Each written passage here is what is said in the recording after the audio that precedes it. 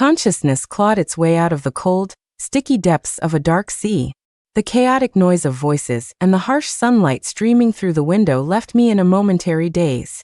Shouldn't I be in that sunless, rented shoebox of a room? After swallowing that handful of pills to sleep forever, the pain in my body should have dissipated by now. Chloe, why are you zoning out?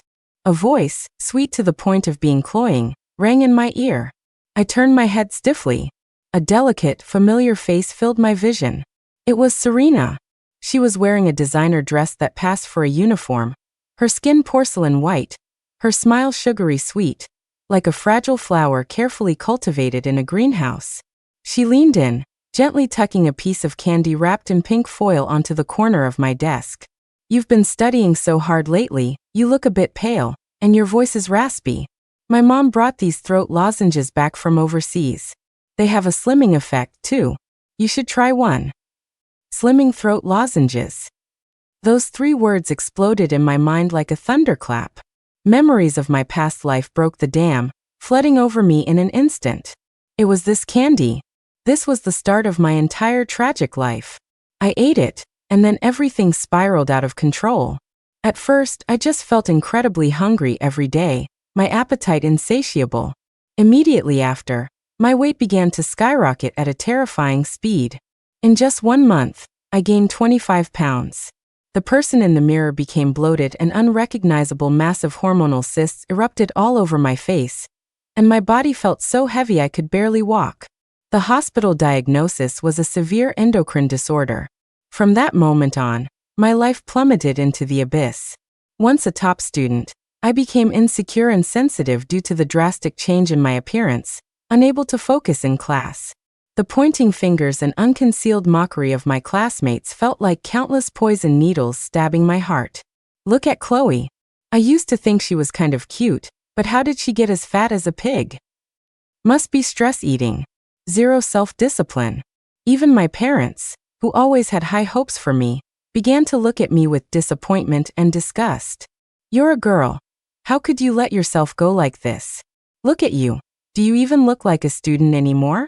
You've completely humiliated this family. Bullying, isolation, self-loathing. I was like trash abandoned by the world, sinking deeper into the mud. Eventually, I failed my college entrance exams, developed severe depression, and ended my ridiculous, pathetic life on a rainy day. And Serena? While I was ballooning up at a visible rate, she became more radiant and charming by the day. She slimmed down rapidly, her features became more defined, and she was crowned the undisputed school queen, with countless guys falling for her. She enjoyed being the center of the universe, a stark contrast to my hellish existence. It wasn't until after I died, my soul drifting in the air, that I accidentally overheard a conversation between her and her best friend, Brittany. Serena, that weight siphon system of yours is insane. Chloe probably wants to die right now. Serena was meticulously admiring her fresh manicure, her tone dripping with gloating and contempt. Who asked her to be such an eyesore? All she knows is how to study, looking so poor and pathetic. I just let her shoulder a little bit of my weight. She should be grateful. Trash should look like trash. So that was it. All the pain I endured was just a breezy, malicious act of plunder, so she could become beautiful. Monstrous hatred nearly incinerated my reason. My fingernails dug deep into my palms, the sharp pain snapping me back to reality. I was back. Back to the day the nightmare began. Seeing I hadn't reacted for a long time, a flash of impatience crossed Serena's eyes, but it was quickly covered by that sweet smile. Chloe, what's wrong? Eat it quickly or it'll melt. I looked up, meeting her feigned concern. My heart hammered violently in my chest, blood surging with the thirst for revenge. I couldn't refuse. If I refused, she would just find another way. Slowly, very slowly, I curled my lips upward, giving her a grateful smile. Thanks, Serena. I reached out and under her gaze, firmly pinched the lethal candy between my fingertips. This time, it's my turn. Serena's gaze locked onto me like a spotlight, carrying an unmistakable urgency and anticipation. Beside her, Brittany stood with her arms crossed, a mocking smile on her lips as if waiting for a show. Yeah, Chloe, Serena saved that specifically for you. You wouldn't be rude enough to turn it down, would you? Brittany said, her voice dripping with sarcasm. Money can't even buy stuff this good. I could feel the condescending charity in their words, as if giving this candy to a scholarship kid like me was a heavenly gift. In my past life, it was exactly that insecurity and a weak desire not to offend anyone that made me eat it without hesitation. But now I was no longer that weak version of myself. I held the candy, feeling the exquisite texture of the wrapper against my fingertips. I lowered my eyelids, feigning a shy, embarrassed look, and whispered, I'm not really thirsty right now. I want to wait until my throat gets dry during class, it'll work better then. As I spoke, I carefully placed the candy into the pocket of my school blazer, my movements as natural as if I were treasuring a precious gift. Serena's smile stiffened for a second. Clearly, my reaction wasn't in her script. She probably thought I'd eat it immediately with tears of gratitude. It's just a piece of candy. Is it really that precious? You have to pick a special time to eat it. Brittany curled her lip, muttering under her breath. I ignored her, pulling a textbook from my desk and opening it, pretending to preview the lesson seriously. But out of the corner of my eye, I kept a lock on Serena. Her brow furrowed slightly, as if she were thinking, but eventually, she didn't say anything else and turned around. I knew I had only passed the first test. With Serena's suspicious nature, she wouldn't rest until she saw me eat it with her own eyes. Sure enough, shortly after the bell rang, I felt someone gently poke my back. A student from the front row passed me a note. It was Serena's elegant handwriting. Chloe, how does the candy feel?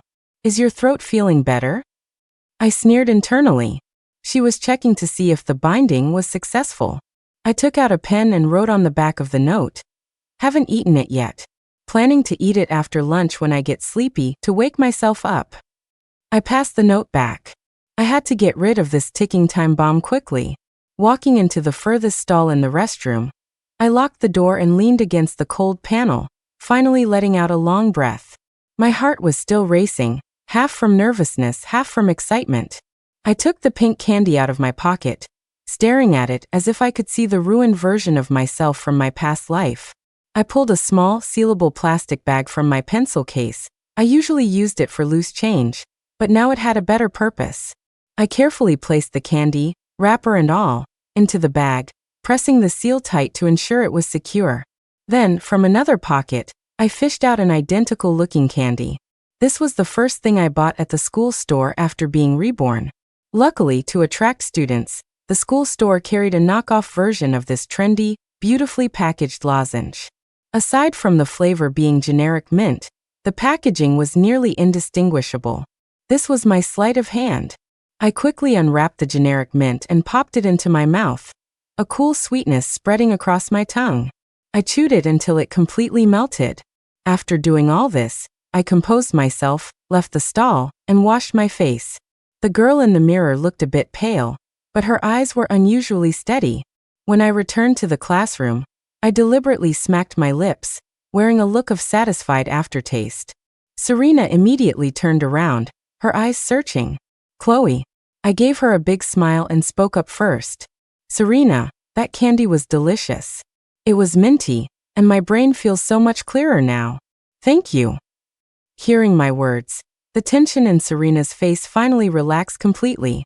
A trace of ecstasy and disdain flashed deep in her eyes, unnoticed by others, though her lips kept that sweet smile. I'm glad you liked it. We're desk mates. Helping each other is what we should do. She finally believed it. She believed I had swallowed the bait that would ruin my life. She didn't know that the rules of this game had been rewritten the moment I took the candy. The roles of hunter and prey were about to flip. Although I had temporarily fooled Serena, her ingrained suspicion and caution meant she hadn't completely let her guard down. Early the next morning, as soon as I got to the classroom, I saw a brand new, even more ornately packaged tin box on my desk. Good morning, Chloe. Serena turned around, pointing at the tin, smiling like a cat that got the cream. I saw how much you liked that candy yesterday, so I brought you a whole box today. These are imported, they taste even better. She paused, then added as if casually, I feel like your complexion is much better today. That candy really works. Alarm bells rang in my head. She was testing me. If I had really eaten the system-cursed candy, my body should have already started showing subtle negative reactions, not looking better. By saying this, she was observing my reaction to see if I acted guilty or confused. I had to play this role to the end. My face immediately lit up with overwhelmed surprise. I carefully picked up the tin with both hands as if holding a rare treasure. Oh my God, Serena, this is too expensive. Why are you being so good to me? My voice held just the right amount of excitement mixed with the unease of a poor student facing a lavish gift, perfectly fitting the persona I held in her mind. We're besties. Serena was pleased by my reaction, her tone becoming more intimate. Open it and try one, see if you like it. Obediently, I opened the tin. A rich fruity scent wafted out. Inside were colorful, individually wrapped candies, looking several tiers higher in quality than the one from yesterday. I was about to take one out to pretend to eat it when my hand accidentally shook. The tin tilted, and several candies rolled onto the floor. Oops, I cried out, scrambling down to pick them up. The candy that had rolled the furthest stopped right at the feet of a boy passing by. It was a jock from the class next door named Chad. He was tall, a starter on the basketball team, and the most diligent of Serena's many admirers. Serena, did you drop this? Chad picked up the candy, his eyes glued to Serena, a fawning smile on his face. Serena glanced at me, seemingly deciding this was a good opportunity. She smiled generously. It's not mine, it's my desk mate's. Chad, you trained so hard. Take that one for some energy. Chad was overjoyed. He thanked her repeatedly, unwrapped the candy without hesitation, popped it into his mouth, and walked away satisfied. I picked up the remaining candies and put them back in the box, looking at Serena gratefully. Serena, you're so nice doing favors for me. Serena smirked triumphantly and didn't say anything else. But I knew her real purpose was to use Chad as a lab rat to verify the system's effect. As long as Chad's body showed a negative reaction, it would prove the candy she gave me was working, eliminating any remaining suspicion of me. For the rest of the day, I watched Chad closely. During afternoon PE, our class shared the court with his. I watched Chad run. His movements seemed sluggish compared to usual, and he fumbled the ball several times during layups. During the break, he scratched his head irritably. I could clearly see several angry, red cystic pimples emerging on his smooth forehead. His teammate clapped him on the shoulder, joking, "Chad, what's up? Were you out robbing banks last night? You're off your game today." Chad snapped back, "I don't know, I just feel like I have no energy." I lowered my eyes, a cold realization settling in my heart. The system worked, and it worked on anyone. Serena saw it too. The last shred of doubt in her eyes vanished, replaced by the cruel, confident smile of a hunter watching prey fall into a trap. She thought she had already won. She didn't know she had personally delivered me more ammunition and provided the perfect experimental data for my plan. The net of vengeance was quietly spreading, and she was walking step by step into the abyss I had prepared for her. The opportunity came quickly. Friday was the school's designated nutrition breakfast day. To show support for the seniors, the cafeteria provided massive pots of soft, sweet oatmeal, free of charge, all you could eat. In my past life, this warm bowl of oatmeal was what I looked forward to most every noon. It gave me warmth and energy for the morning. In this life, it would become the most critical link in my revenge plan. I had applied for a work-study position at school and was assigned to help in the cafeteria kitchen with washing and prep work. It was a godsend. Thursday night, lying in my dorm bed, I couldn't sleep. I took out all the slimming candies Serena had given me, the first one and the entire tin from the hiding spot. By the faint moonlight coming through the window, I unwrapped the colorful candies one by one. They emitted a tempting aroma, but in my eyes, they were more evil than the deadliest poison. I put all the candies into a thick plastic bag and crushed them over and over again with a heavy dictionary. In the silent dorm, only the faint sound of candy shattering could be heard. Finally, they were all reduced to a packet of fine, colorful powder mixed together. I carefully packed the powder and hid it on my person. Friday morning, before dawn, I got up.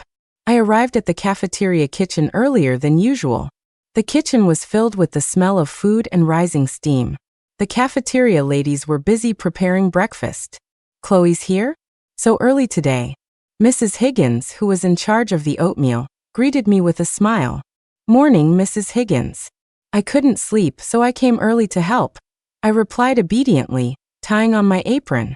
My job was washing dishes, but I kept a close eye on the massive cauldrons of oatmeal. The oats bubbled and popped, smelling delicious. I needed a chance, a moment when no one was watching. I waited patiently. Finally, as serving time approached, Mrs. Higgins and the other ladies were called to the front service window to prep for the rush. For a moment, I was the only one left in the back kitchen. Now, my heart hammered wildly against my ribs, threatening to burst out of my throat. I took a deep breath, forcing myself to stay calm. I rushed to the giant pots, the scalding steam hitting my face, making my eyes sting. I pulled the packet of prepared powder from my pocket and, without hesitation, quickly divided it up and poured it into each pot.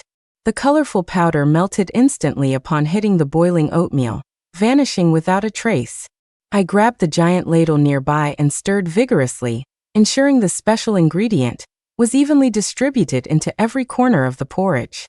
Once done, I shoved the plastic bag deep into the trash can, then returned to my station as if nothing had happened, continuing to wash trays. At 7:30 a.m., students flooded the cafeteria. I saw Serena and Brittany walk in. As they passed the oatmeal station, their faces showed undisguised disgust. Who knows if this free stuff is even clean? Only a ghost would drink it, Brittany said loudly enough for me to hear. Serena elegantly pulled a carton of imported milk and a sandwich from her bag, sitting by the window to eat in small bites. Their reaction was exactly what I wanted. I watched the long lines, watched my classmates one by one take a bowl of steaming hot oatmeal. My heart felt no guilt. Serena, you like to plunder, don't you? You think destroying my life is just a game? Then let's make the game a little bigger. This time, I'm not just avenging myself. I want your system to taste what it's like to plunder a feast of 3,000 people at once. I hope you can handle the surprise. I picked up a bowl of the oatmeal I had personally spiked and drank it calmly. It tasted just as sweet as I remembered. Serena and Brittany, eating their own breakfast, cast looks of ridicule in my direction. Seeing me enjoying the oatmeal with gusto, they exchanged a knowing, smug glance. In their eyes, I was the stupid prey who had fallen completely into the trap, enjoying my last supper. I pretended not to notice their gazes, finished the oatmeal calmly, returned the bowl to the designated spot, and left the cafeteria. All morning, I deliberately created the illusion of being unwell. One moment I was slumped on the desk clutching my stomach, brow furrowed the next. I took out a small mirror, looking at my face with exaggerated worry, sighing loudly. Serena took in all my little actions, the smile on her lips deepening. After the first period in the afternoon, I panicked and pulled a small digital scale out of my backpack, a prop I had prepared specifically. I grabbed the girl sitting behind me, who I was on okay terms with, and dragged her to the bathroom. Can you check for me? I feel like I've gained weight, I said, my voice sounding like I was on the verge of tears. Under the girl's watch, I stepped onto the scale. The number on the screen was exactly half a pound heavier than yesterday. Huh. How can that be? I let out an exaggerated shriek, tears welling up instantly. I barely ate dinner last night. How did I gain weight? My reaction drew a crowd of girls, who chattered around me, offering comfort. Through the gap in the crowd, I saw Serena standing not far away. She leaned against the wall, arms crossed, her face unable to hide her ecstasy and contempt. She thought her system was finally working stably on me. I lowered my head, letting the tears fall, but the corner of my mouth hooked up in a cold arc no one noticed. Serena, enjoy this final moment of triumph. Because the storm you've been waiting for is about to hit. For the weekend, I turned off my phone and stayed home, going nowhere, quietly waiting for the fermentation to complete. Monday morning, I arrived at school 30 minutes early.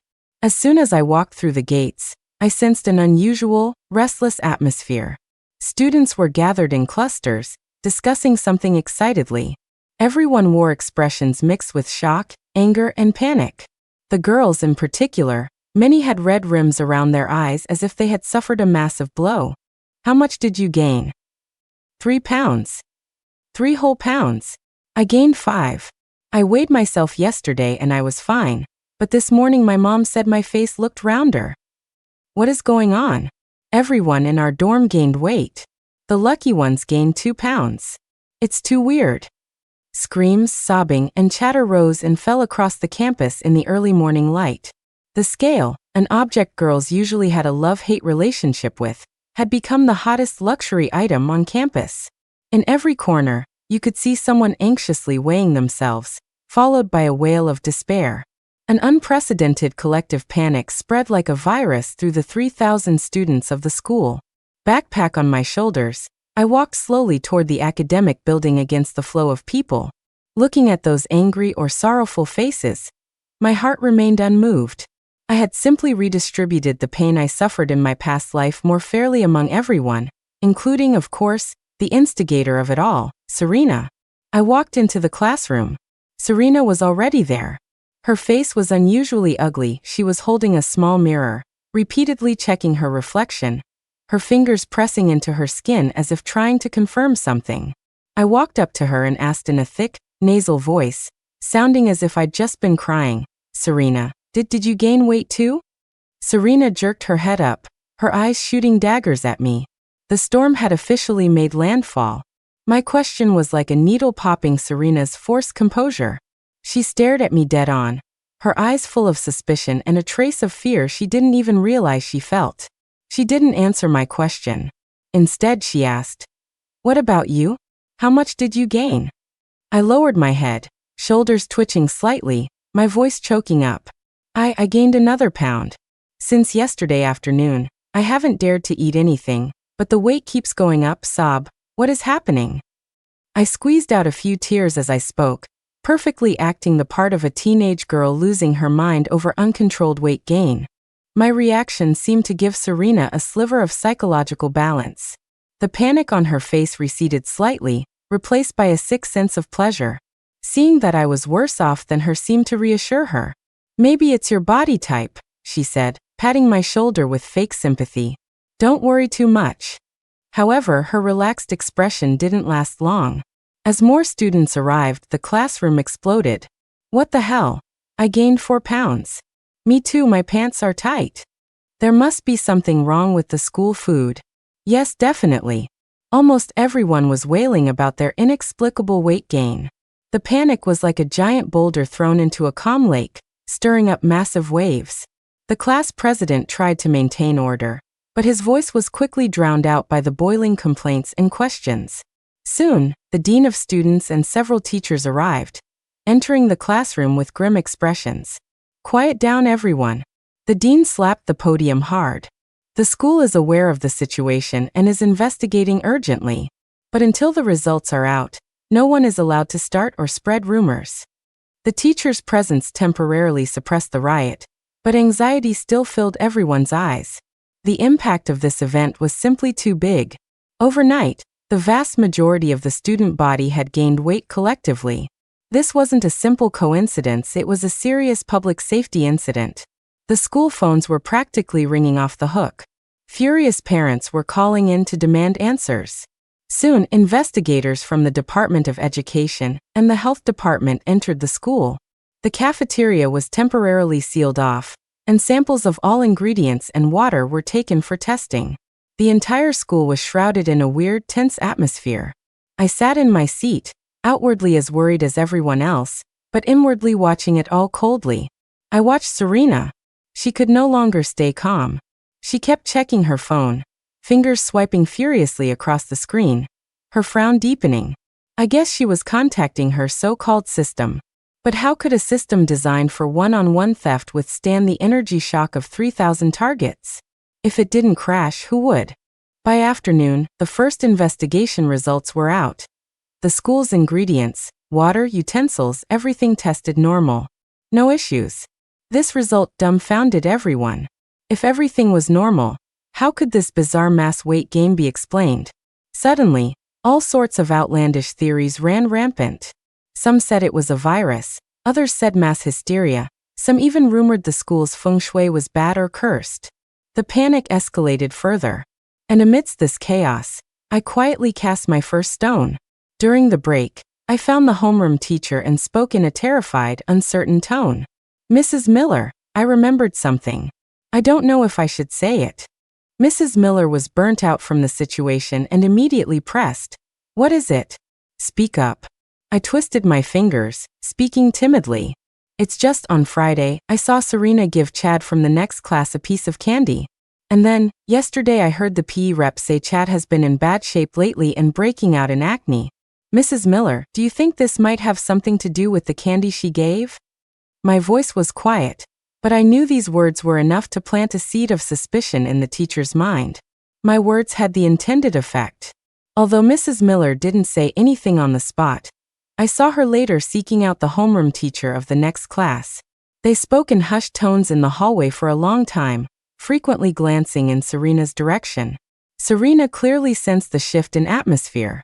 Her face grew paler and paler, and she was restless all day. After school, I deliberately dawdled until late before leaving the classroom. When I passed the school's recycling station, I saw a familiar figure. It was Serena. She was frantically digging through several large dumpsters, completely disregarding the filthy food scraps and stains getting on her expensive clothes. Her crazy, disheveled appearance was a far cry from her usual elegant, school queen image. I knew what she was looking for. She was looking for the wrappers and tin box of the slimming lozenges she had thrown away. She wanted to destroy the evidence. Unfortunately, it was too late. I had quietly collected those things the very day I executed my plan, and hid them in a place only I knew. I hid in the shadows, watching coldly as she dug in vain until she finally collapsed next to the trash can in despair, her eyes hollow. I could imagine the fear she felt right now. Her system must be malfunctioning. In fact, since Monday, Serena had found her system interface turning into a chaotic mess.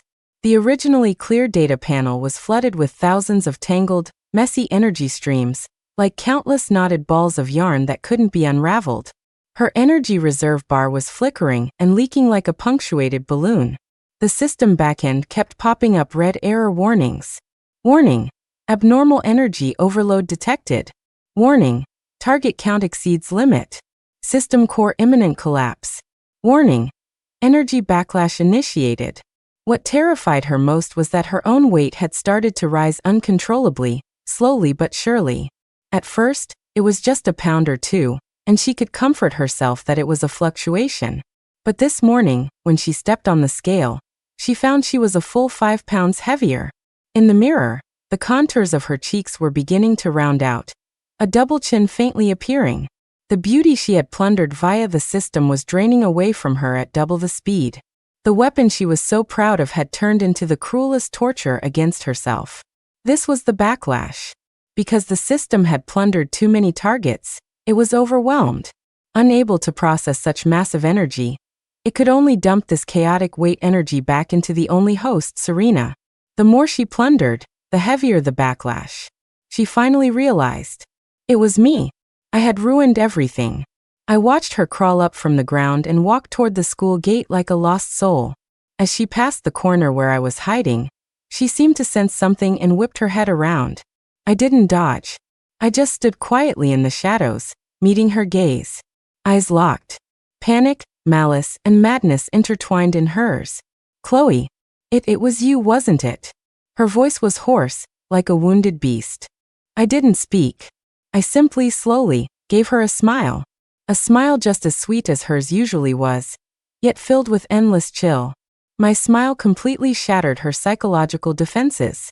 She screamed, turned, and stumbled away into the distance. Serena, this is only the beginning. The pain you brought me, I will make you repay double.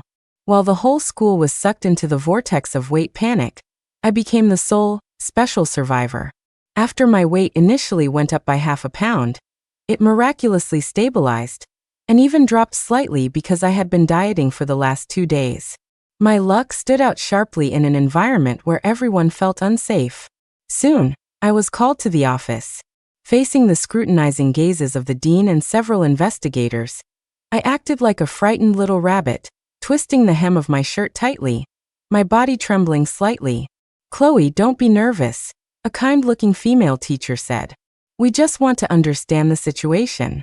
We noticed you are one of the few students in the class whose weight hasn't increased abnormally. Can you tell us, was there anything different about your day on Friday compared to everyone else? I looked up, eyes brimming with tears, my voice timid. I don't know. Friday morning my stomach felt a bit upset. I didn't have much of an appetite. So that bowl of oatmeal, I only ate less than half of it before dumping it. Is that the problem, Mrs. Miller? I deliberately emphasized the word oatmeal, while a look of retrospective fear crossed my face. The adults in the office exchanged glances. My words undoubtedly provided a crucial direction for their investigation. Although previous tests showed the ingredients were clean, my survival strongly implied the problem lay in that porridge. Have you eaten anything special lately? Like snacks given by others? Another investigator pressed immediately, his gaze sharp. I knew he was referring to the candy Serena gave me. I immediately shook my head desperately, tears falling. No, my family isn't well off. I rarely eat snacks. Only Serena gave me a throat lozenge. Crying as I spoke, I molded myself into a simple, poor and slightly insecure victim. My testimony skillfully directed all suspicion toward two key points: the oatmeal and Serena's candy. After leaving the office, my status as a survivor made me the focal point of the class. Classmates swarmed around, chattering and asking why I was fine. I just repeated the story I told in the office. I don't know, maybe because I didn't eat much oatmeal. My words spread from 1 to 10, 10 to 100. Soon, the news that people who ate less oatmeal didn't get fat spread across the whole school. Students began to spontaneously check the stats, and the results were shocking. Those who ate a whole bowl, or even two on Friday, gained the most weight. Those who skipped it or only ate half generally gained less or nothing. At this point, the root of the problem was firmly locked onto that day's oatmeal. And I, relying on the perfect excuse of an upset stomach, successfully removed myself from the storm. I created the most solid alibi, becoming an innocent, lucky bystander in this bizarre event. This provided the perfect camouflage for my next move. Now, all the clues were laid out, and the groundwork was done. It was time to shine the spotlight on the real protagonist, Serena. I looked at Serena, who was pale-faced and averting her eyes nearby, and sneered internally. Your judgment day has arrived. When all fingers pointed to the oatmeal, Serena fell into utter despair. She knew better than anyone that the problem came from the candies she gave me, and through my hands, those candies were added to the oatmeal. She didn't dare imagine what would happen to her once the truth came out. People pushed to the edge of a cliff often make the craziest moves. Serena was a prime example. She chose to bite back like a cornered dog. On Tuesday, a more explosive rumor began to spread wildly through the campus. Did you hear? Chloe did this. I heard it too. Someone saw her acting sneaky in the kitchen Friday morning, secretly adding stuff to the porridge. Adding what? Diet pills. Not diet pills, laxatives and hormones. She's jealous that we're thinner and prettier than her, so she took revenge on society, trying to make us all fat and ugly. The rumor was fabricated with vivid details, full of malicious speculation. The person spreading it was Serena's #1 lackey, Brittany. Serena was smart. She knew she was already a prime suspect, so she hid behind the scenes, letting Brittany take the lead. And Brittany, desperate to cling to Serena, naturally spared no effort in charging the front lines for her. The damaging power of this rumor was immense. For students anxious, angry, or even collapsing over their weight issues, they desperately needed an outlet for their emotions, a target for their rage. And I, the sole survivor, the poverty-stricken student painted as a wicked witch by the rumors, was undoubtedly the best candidate for this role. In an instant, I went from a lucky one to public enemy #1. Wherever I went, I could feel the gazes filled with hatred, suspicion, and disdain. It's her. Look at her acting so innocent. You really can't judge a book by its cover. I didn't think she was so vicious. Poor people are just dark-hearted.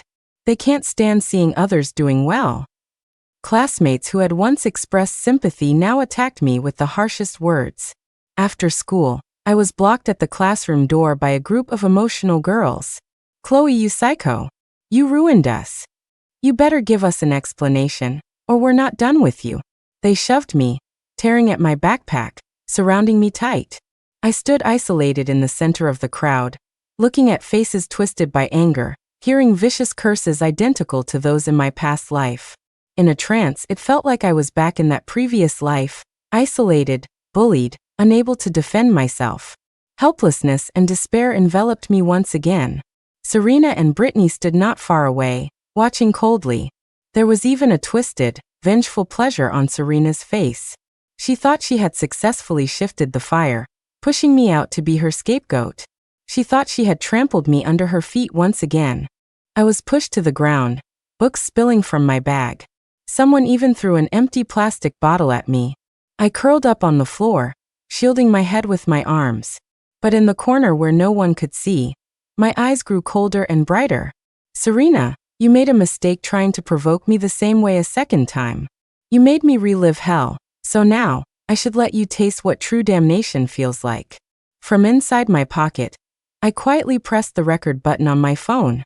Just as the situation was about to spiral completely out of control, teachers who heard the commotion parted the crowd and helped me up from the ground. What are you doing? Is this lawless now? Go back to your classrooms immediately. The dean's roar temporarily subdued the adrenaline-fueled students. I fixed my messed-up clothes and hair, my face streaked with tears, looking pathetic and wretched.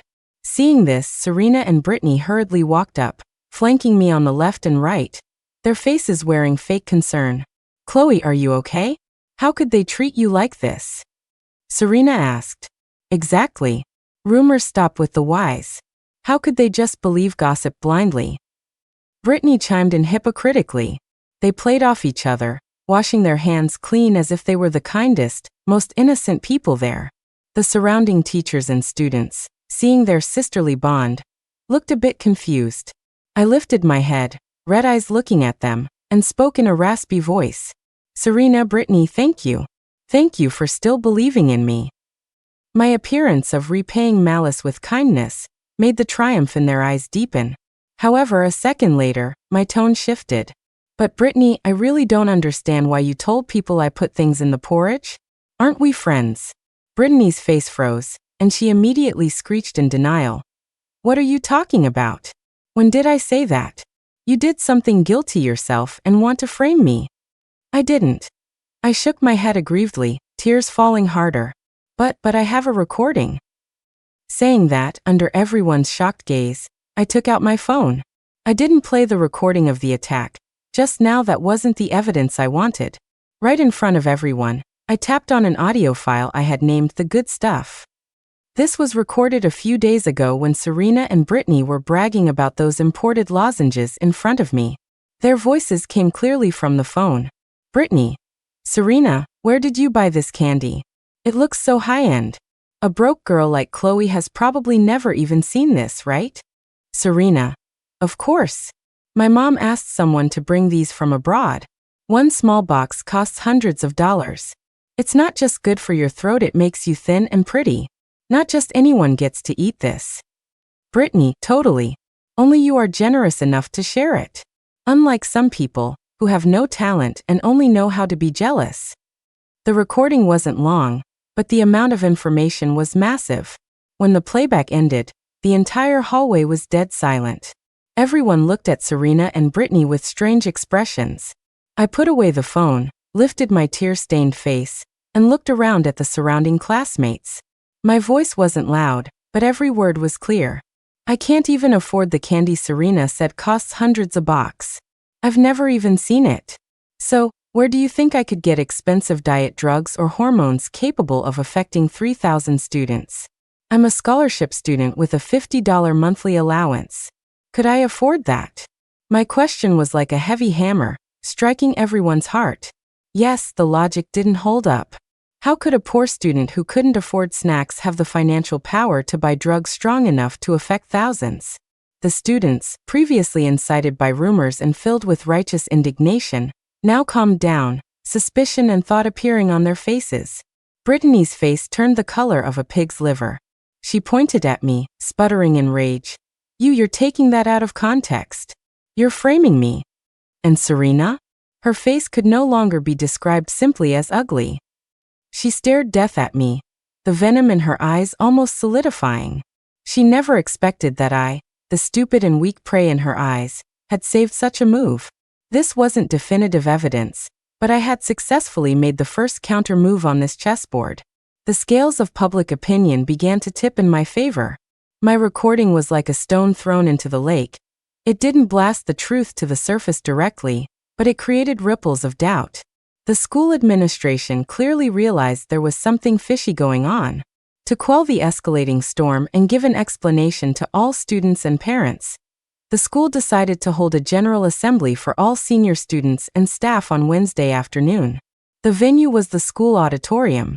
When I walked in, it was already packed. A dark sea of heads, silent and oppressive. The air was thick with the tension of a gathering storm. The principal, the dean, and officials from the education and health departments sat sternly on the stage.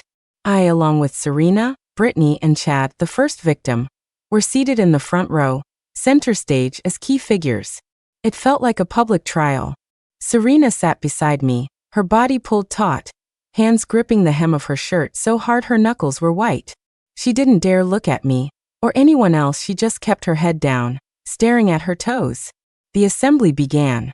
The principal first announced the severity of the incident, apologized to all students and parents on behalf of the school, and promised a thorough investigation with zero tolerance. Then the host handed the microphone to me. "Chloe, we know you've been under a lot of pressure lately and have suffered many misunderstandings. Now, in front of all the teachers and students, is there anything you want to say?" I stood up, took the mic, and walked to the front of the stage. The spotlight hit me, thousands of eyes focusing on me alone. I took a deep breath, keeping my voice steady. "I have never done anything to harm my classmates," I began, my voice clear and firm. "I know there are rumors that I put things in the oatmeal. Regarding this, I have only one request." I turned to the stage, bowing deeply to the principal and the officials. "I request the school publicly play the surveillance footage from the cafeteria kitchen on Friday morning." My words caused a stir in the audience. Serena's body gave an imperceptible shudder at the words surveillance footage. The principal and officials exchanged glances and nodded. Soon, the massive projection screen in the auditorium began playing the footage. On screen, wearing my work uniform, I was busy at the sink, occasionally helping to stir the pots. All my movements were standard. There were no abnormalities. The footage was fast-forwarded. From the moment I entered the kitchen to the moment I left, there was absolutely no sneaking around or poisoning. The footage was the most direct, powerful evidence clearing my name. "See, Chloe is innocent." Students in the audience began to speak up for me. Brittany's face turned grim. After the video ended, I didn't stop there. I took out the first slimming lozenge Serena gave me, preserved perfectly in the sealed bag. I held it high, addressing everyone. "The video proves my innocence, but this incident must have a source. I didn't harm anyone, but someone wanted to harm me." My gaze, sharp as a sword, shot straight at Serena. "This candy was given to me by Serena on Friday morning. She said it was a slimming throat lozenge and urged me repeatedly to eat it. I was cautious and didn't eat it. Now, I would like to ask professionals to test this. What exactly is in this candy?" The entire room's attention shifted instantly from me to the pale-faced Serena. She shot up, screaming hysterically, "You're lying. I didn't. That's just a normal candy. It's you set this all up." Her loss of control looked more like a guilty conscience to everyone else. I looked at her coldly, forcing her step by step into the trap I laid. "Whether I'm lying or not can be tested. Serena, do you dare let everyone see the box of candy you gave me? Do you dare let everyone see if the candy Chad ate was the same kind?" Under the stage lights, Serena retreated step by step. Her trial had only just begun. Facing my aggressive advance, Serena completely lost her composure. She stammered incoherent defenses, claiming one moment the candy was normal, the next that I was framing her, but her pallor and panic said everything. Chad was invited onto the stage. He identified that the candy he ate had the exact same wrapper as the ones in the tin Serena gave me. The chain of evidence pointed clearly to Serena. Yet she was still making a final struggle. "No evidence. You have no direct evidence proving I did it." She roared like a trapped beast. Why say my candy is the problem? Prove it if you can. I was waiting for you to say that. I looked at her face, twisted by madness, and slowly delivered the final blow that would send her to hell. Serena, since you say your candy is fine, do you dare to unlock your phone right now, in front of the whole school, and let us see the app on your phone called Wait Siphon? Wait Siphon app. These 3 words were like a spell with infinite power. The moment they landed, every drop of blood drained from Serena's face in a second. Her pupils contracted sharply, her body swayed, and she nearly collapsed. It was the primal, ultimate fear of a secret being completely punctured. The audience was in an uproar. Though they didn't understand what Wait Siphon meant, seeing Serena's reaction, like she'd seen a ghost, everyone understood this was the key. The officials on stage reacted immediately. 2 security guards stepped forward, saying gravely to Serena, "Miss, please hand over your phone." No. No. Serena let out a piercing scream, clutching her phone to her chest as if guarding her life. But her struggle was futile. The phone was quickly taken and connected via data cable to the auditorium's projection system. The next second, Serena's phone screen was projected clearly and massively for everyone to see. On the screen, an app with a crude interface but incredibly evil functions was visible. The app was literally named Wait Siphon System. The main interface showed countless tangled red data streams representing energy flow. In the center of the panel, glaring red text displayed several warnings. System overload. Energy backlash in progress. Host current weight, 126 pounds. Weight gain trend, plus 0.2 pounds per hour. The entire auditorium fell into a deathly silence. You could hear a pin drop. Everyone was stunned by this surreal sight. They couldn't understand the physics of the app, but every word on the screen clearly revealed an inconceivable, malicious conspiracy. The truth was revealed to the world in the most shocking, intuitive, and undeniable way. Ah! Serena looked at her secret exposed on the big screen, looked at the rising weight numbers on the host panel, and her last line of defense collapsed. She slumped to the floor, holding her head, wailing in despair and madness. All the schemes, all the calculations, all the pride and vanity turned to bubbles in this moment. I stood on the stage, watching her quietly. The beam of the spotlight divided us into 2 worlds, one of reborn light, and one of destroyed darkness. Serena, welcome to the hell I prepared for you. Serena's breakdown put a dramatic and irrefutable period on this public trial. Faced with the ironclad evidence on the phone, she could no longer deny it. In the subsequent police investigation, she confessed everything about the Wait Siphon system. That an evil system, seemingly existing only in web novels, had appeared in reality sent shivers down everyone's spine. The results of the aftermath came quickly. Serena was expelled for using unknown means to maliciously harm the health of her classmates on a massive scale, causing severe social impact. Simultaneously, her parents faced a joint lawsuit from hundreds of parents, awaiting a massive civil compensation settlement that would cripple their middle-class family. For Serena herself, the cruelest punishment came from the system. Because she had plundered too many targets and the core was damaged by overload, the system backlashed all the negative energy onto her alone. Her weight began to skyrocket uncontrollably. I heard later that when her family came to pick her up, she was so bloated she was unrecognizable. Even scarier than I was at my heaviest in my past life. The beauty and figure she was once so proud of were devoured clean by the demon she had personally unleashed. This was perhaps the most precise and fatal revenge for someone as extremely vain as her. As for Brittany, the accomplice and rumor monger, she received a major disciplinary strike on her permanent record and publicly apologized to me at a school assembly. Her reputation was ruined. She could never hold her head up in school again. Regarding the affected classmates, hospital checks confirmed that their bodies only suffered short-term endocrine and metabolic disturbances, with no permanent damage. After a period of recovery, everyone's weight slowly returned to normal. The massive storm sweeping the school finally settled into dust. The rumors about me had long since collapsed. I went from a sinner accused by thousands to a hero who exposed the truth. Many people ran to apologize to me for their blind following and attacks. I didn't say I forgave them, Nor did I say I didn't, I just accepted it calmly. I didn't care about their opinions. What I truly cared about was that I had finally walked out of the shadows of my past life. I put the candy wrappers and tin box Serena left behind, along with the recording I named The Good Stuff, into a metal box and burned them all at twilight. Watching the dancing flame swallow the evidence carrying sin and pain, turning it into ash, I felt the version of myself trapped in the darkness of depression dissipate with the smoke. From now on, I am Chloe. Just Chloe. A brand new Chloe living for herself. After the storm, my life returned to a long-lost joy, but it was completely different from before. I was no longer the sensitive girl who only knew how to bury her head in books and felt anxious over a single glance from others. I threw away the scale that once brought me immense anxiety.